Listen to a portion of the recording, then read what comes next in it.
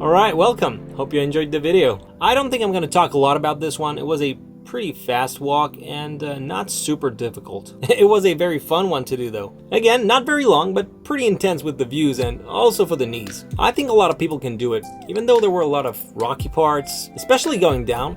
Nothing difficult, but I couldn't have done it with my sandals. The hike lasted about 3.5 hours, so pretty cool for a half day. I did it in the morning, hoping I wouldn't see a lot of people, and yeah, there were not a lot of people there. The whole thing is about 6.5 kilometers, so about 4 miles. The weather was beautiful. It was mid-August, the 11th to be precise. This is a pretty expensive part of Switzerland. It's above Interlaken, which is a super touristy place. You sort of have to pass through Interlaken to go there. It's a 30-minute drive up there, and vans and campers are not allowed to stay the night. So yeah, I went there the night before with the van and had to drive back down to Interlaken and find a parking spot there to spend the night. So the next day I had to drive back up there, pay the parking, which was super expensive.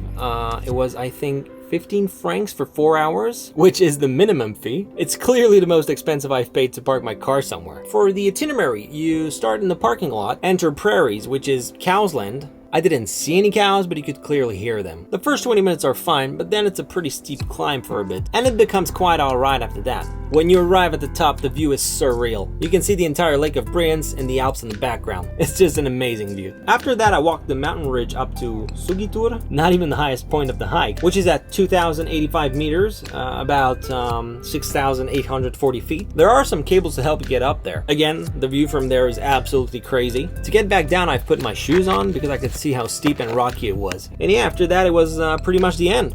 Next week's hike is going to be pretty cool. I'm going to walk next to the Alps Glacier, which apparently is the biggest glacier in Europe. It's going to be a 6-hour walk, so subscribe if you don't want to miss that video. If you want to see the gear I use, there's a link in the description. And you can also find my commute page if you want to do the same hike I did. And if you want to see more pictures and little videos about those hikes, you can follow me on Instagram. So yeah, thanks for watching and see you next week.